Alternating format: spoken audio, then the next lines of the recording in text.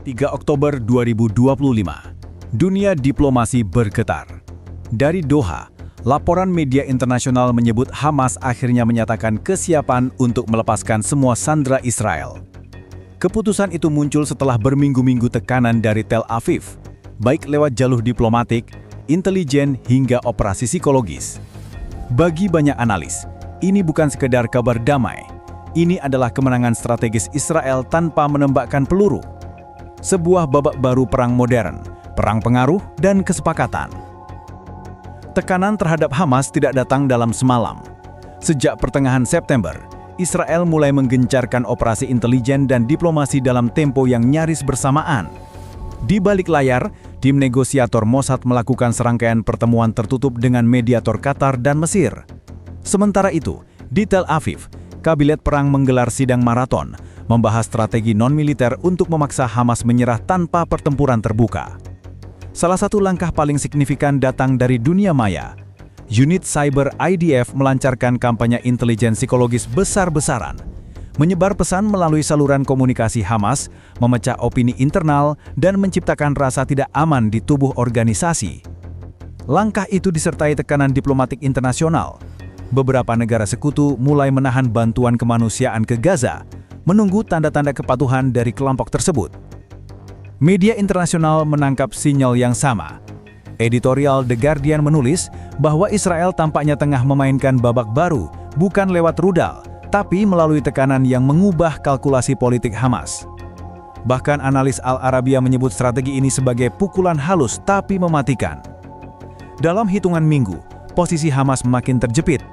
Ekonomi Gaza lumpuh, tekanan publik meningkat, dan jaringan pasokan logistik semakin terputus. Sementara Israel, di sisi lain, tetap menjaga ritme, tidak melakukan serangan besar namun terus menunjukkan kekuatan udara di langit selatan. Semua tekanan itu bukan sekedar intimidasi. Ini strategi yang dirancang untuk mendorong Hamas ke satu titik, membuka pintu negosiasi, dan melepaskan sandera. Dan itulah yang terjadi tepat saat laporan dari Doha menggema di seluruh dunia. Sementara tekanan dari Tel Aviv terus meningkat, dorongan besar datang dari Washington. Pemerintahan Trump yang kembali memainkan peran aktif di Timur Tengah, memperkenalkan kerangka baru bernama Peace Corridor Initiative, sebuah rencana diplomasi yang dirancang untuk mengakhiri konflik berkepanjangan dengan satu langkah simbolis, pembebasan semua sandera Israel sebagai awal perdamaian. Proposal itu disusun di Gedung Putih oleh tim penasehat keamanan nasional, melibatkan Mesir, Qatar, dan Uni Emirat Arab sebagai mediator utama. Trump disebut memerintahkan pendekatan deal maker, menggabungkan tekanan ekonomi, iming-iming investasi, dan jaminan keamanan internasional bagi Gaza pasca konflik. Tujuannya sederhana tapi tajam, mendorong Hamas mengambil langkah yang terlihat heroik di mata publik, namun tetap menguntungkan Israel di meja diplomasi. Washington sadar, kekuatan militer Israel sudah terbukti, namun kemenangan sejati ada pada persepsi. Jika Hamas setuju untuk membebaskan sandera di bawah skema Trump, maka dunia akan menilai bahwa keberhasilan itu lahir dari strategi diplomasi Israel-Amerika, bukan tekanan regional. Negosiasi berlangsung maraton di Doha. Delegasi AS bolak-balik antara Tel Aviv dan Qatar membawa draft kesepakatan berisi 7 poin utama, termasuk penghentian sementara serangan udara, bantuan kemanusiaan, dan mekanisme pertukaran tahanan. Salah satu poin paling penting, Hamas akan diizinkan ikut dalam forum rekonstruksi Gaza, syarat yang memberi mereka nafas politik setelah bertahun-tahun diisolasi. Bocoran dokumen yang beredar di media memperlihatkan tanggal-tanggal kunci dan para aktor di balik kesepakatan itu. Nama Jared Kushner, menantu Trump, kembali muncul sebagai penghubung informal antara Washington dan Tel Aviv. Sementara itu, sumber Reuters menyebut pertemuan rahasia terakhir diadakan di pangkalan militer Al-Udaid, Qatar, hanya 2 hari sebelum Hamas menyatakan kesiapannya. Dengan dukungan penuh Gedung Putih, strategi Israel kini memiliki momentum global. Diplomasi bukan lagi sekedar alternatif perang, tapi senjata baru yang lebih presisi dari misil manapun. Sementara dunia memusatkan perhatian pada Doha, Israel diam-diam memimpin permainan di panggung global. Lewat serangkaian langkah diplomatik, Israel berhasil membalik narasi internasional, dari negara agresor menjadi aktor kunci perdamaian. Langkah pertama dimulai di PBB. Delegasi Israel menyoroti pentingnya stabilitas kawasan dan perlindungan sipil, sebuah bahasa diplomasi yang jarang mereka gunakan secara terbuka. Dalam waktu singkat, citra Israel bergeser dari konfrontatif menjadi konstruktif. Koran Jerusalem Post menulis, "Inilah kemenangan diam. Israel berhasil mengendalikan opini tanpa perlu konfrontasi." Kampanye media turut memainkan peran penting. Stasiun berita di Eropa dan Amerika mulai menampilkan Israel sebagai pihak yang menahan diri, sementara tekanan terhadap Hamas digambarkan sebagai konsekuensi politik yang logis. Popularitas Israel di survei global naik signifikan, terutama di negara-negara yang sebelumnya netral. Namun strategi ini bukan kebetulan. Di balik layar, tim komunikasi pemerintah Israel merancang narasi terpadu, mengatur waktu pernyataan pejabat, rilis visual kemanusiaan, hingga publikasi data intelijen yang memperlihatkan upaya perlindungan sipil. Semua diarahkan untuk menciptakan satu kesimpulan bahwa kemenangan Israel kali ini bukan karena senjata, tapi karena kendali atas persepsi dunia. Di sisi lain, Hamas menghadapi tekanan yang semakin sulit ditahan. Sanksi ekonomi membuat Gaza lumpuh, bahan bakar langka, harga pangan melonjak, dan suplai listrik hanya menyala beberapa jam per hari. Warga mulai kehilangan kepercayaan, sementara bantuan internasional tertahan di perbatasan Rafah. Tekanan eksternal ini merembes ke dalam tubuh organisasi.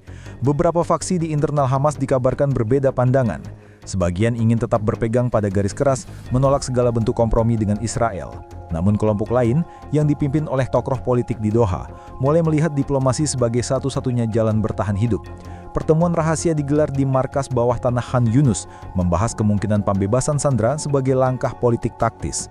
Sumber Al Arabiya menyebut diskusi itu berlangsung panas dan tegang. Sayap militer menilai langkah damai akan dianggap pengkhianatan terhadap perjuangan, sementara sayap politik menegaskan bahwa mempertahankan perlawanan tanpa dukungan logistik adalah bunuh diri. Tekanan semakin bertambah ketika Qatar dan Mesir, dua sekutu utama, mengirim sinyal tegas, bantuan kemanusiaan dan logistik baru akan dibuka jika Hamas menunjukkan itikat baik. Pilihan akhirnya jelas, terus menolak dan menghadapi kehancuran atau membuka jalur negosiasi dan menyelamatkan citra organisasi. Opsi kedua menang tipis, dan dari titik itulah Hamas mulai menyiapkan pernyataan resmi, mengumumkan kesediaan membebaskan sandera Israel, langkah yang terlihat damai di permukaan namun sejatinya lahir dari tekanan paling berat sepanjang sejarah pergerakan mereka. Negosiasi rahasia di Doha berlangsung jauh dari sorotan publik. Sebuah hotel mewah di kawasan Diplomatic Street disulap menjadi ruang pertemuan tertutup, dijaga ketat oleh pasukan keamanan Qatar bersenjata lengkap. Lampu lobi diredupkan, jendela ditutup rapat dan seluruh perangkat komunikasi pribadi disita sebelum perundingan dimulai. Di ruangan itu, utusan Amerika, mediator Mesir dan perwakilan intelijen Israel duduk berhadapan dengan delegasi politik Hamas. Ketegangan terasa di setiap detik, karena satu kalimat salah bisa menggagalkan seluruh kesepakatan. Agenda pembahasan mencakup 7 poin utama: pembebasan sandera, penghentian sementara operasi udara, penyaluran bantuan kemanusiaan, dan jaminan keamanan untuk Gaza. Namun dua isu paling sensitif segera memanaskan ruangan: pertukaran data intelijen dan batasan aktivitas militer Hamas setelah gencatan senjata.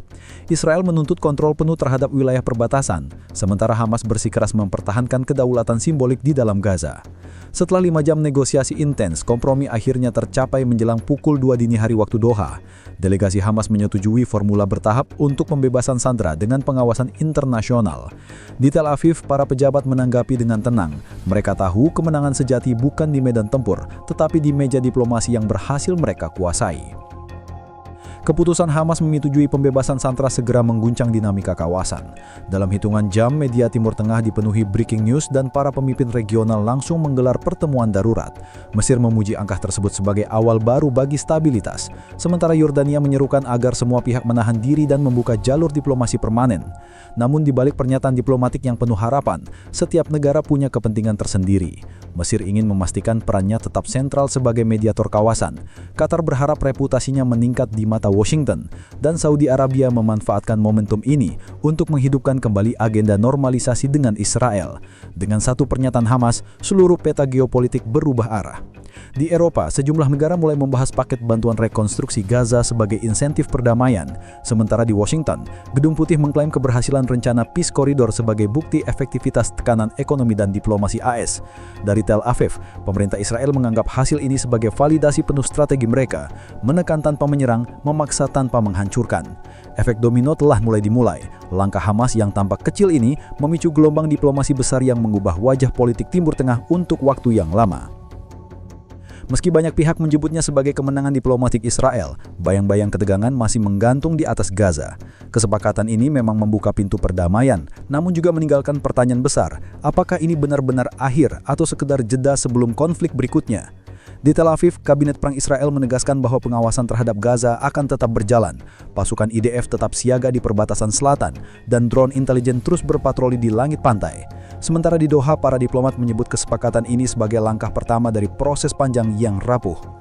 Bagi Hamas, keputusan melepas sandera berarti kehilangan kartu tawar besar mereka. Namun di sisi lain, langkah ini memberi ruang untuk bernafas dan memperbaiki citra politik di mata dunia Arab. Media internasional menyoroti perubahan ini sebagai bukti bahwa kekuatan kini tak hanya diukur dari senjata, tapi juga dari kemampuan mengendalikan narasi. Dan di antara diplomasi yang berputar, satu hal menjadi jelas, perang berikutnya mungkin tidak terjadi di medan tempur, melainkan di meja negosiasi.